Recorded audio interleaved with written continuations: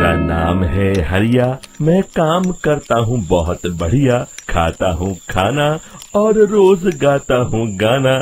अरे यार, आज तो बहुत देर हो गई। इस खतरनाक जंगल को देखकर तो मेरे हाथ पैर ठंडे हो गए हैं। अगर मैं वक्त पर गांव नहीं पहुंचा तो मालिक बहुत नाराज हो जाएंगे।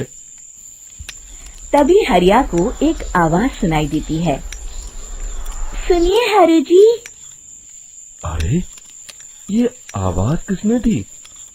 तभी हरिया को सामने कुछ दूर एक औरत खड़ी दिखाई देती है। अरे भाई, ये औरत अकेली इतनी रात को इस जंगल में क्या कर रही है? चलकर पूछना पड़ेगा। फिर हरिया अपनी बैलगाड़ी उस औरत के सामने लाकर रोक देता है और उससे पूछता है।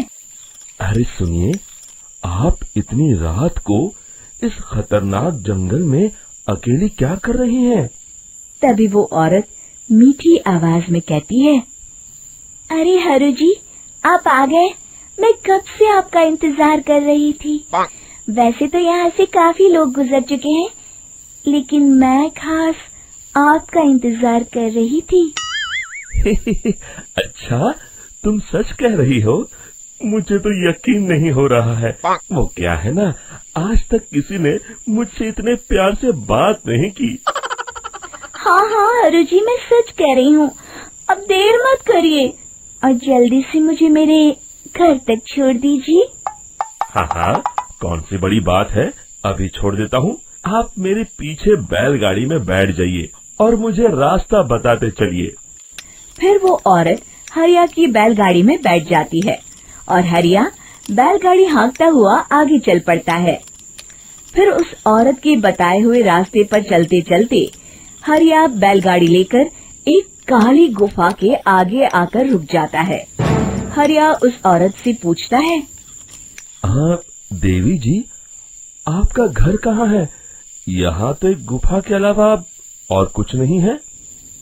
तभी अचानक वो औरत हवा में उड़ने लगती है।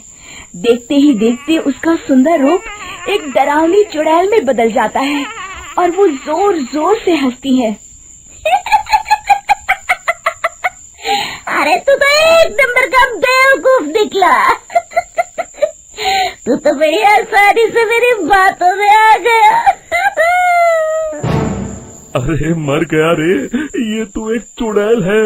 हे भगवान बचा ले, ये तो बड़ी डरावनी दिखाई दे रही है। और फिर अगले ही पल हरिया की बैलगाड़ी में रखा सारा सामान हवा में उड़ता हुआ उस काली गुफा के अंदर चला जाता है और वो चुड़ैल भी उस गुफा के अंदर जाकर कहीं गायब हो जाती है। हरिया ये नजारा देख बुरी तरह घबरा और परेशान हो जाता है। अरे, ये चुड़ैल तो मेरा सारा सामान लेकर गुफा में गायब हो गई। अब क्या होगा? अगर मैं गांव खाली हाथ गया तो मालिक मेरी अच्छी खबर लेंगे। मेरी इस बात का कोई यकीन भी नहीं करेगा। फिर आखिर वही हुआ। हरिया के मालिक चंपक सेठ को हरिया की किसी भी बात पर रत्ती भर भी यकीन नहीं हुआ। चंपक सेठ को लगा हरिया झूठ बोल रहा है और उसने ही लालच में आकर सारा सामान हड़प कर लिया है। फिर हरिया को बेईमान समझकर चंपक सेठ उसे काम से निकाल देता है। अगले दिन अपनी दुकान में परेशान बैठा चंपक सेठ गुस्से में बड़बड़ाता है। अरे, दुकान में तो सामान बिल्कुल भी नहीं है। अब मुझे ही शहर जाकर सामान लाना होगा। फिर वो अपनी बैलगाड़ी लेकर शहर चला जाता है। शहर से सामान लेकर जब चंपक सेठ वापस गांव लौट रहा होता है, तभी उसे एक आवाज सुनाई देती है। चंपक जी, ओ चंपक जी। अरे, ये तो कोई मेरा नाम लेकर मुझे पुकार रहा है। फिर उस रास्ते में वही औरत खड़ी दिखाई देती है। फिर क्या था, हरिया की तरह चंपक सेठ भी उस औरत के पास अपनी बैलगाड़ी लेकर जाता है और वो भी उसकी चिकनी चुपड़ी बातों के मोह जाल में फंस जाता है। फिर चुड़ैल उसे भी अपनी गुफा तक ले जाती है और उसका सारा सामान लेकर गुफा में गायब हो जाती है। बेचारा चंपक सेठ लाचार होकर खाली हाथ गांव लौट आता है। फिर ये उस जंगल में रोज की बात हो जाती है। जो कोई भी शहर से कुछ लेकर गांव की तरफ लौटता, वो चुड़ैल उसे बेवकूफ बनाकर उसका सारा सामान लेकर गुफा में गायब हो जाती। एक दिन हरिया एक लकड़हारे को उसी जंगल की तरफ जाते हुए देखता है। फिर हरिया उसे रोकते हुए कहता है, अरे भाई, क्यों अपनी मौत को दावत दे रहे हो? मेरी बात मानो, आगे जंगल में मत जाओ, वहाँ एक बड़ी भयानक चुड़ैल रहती है।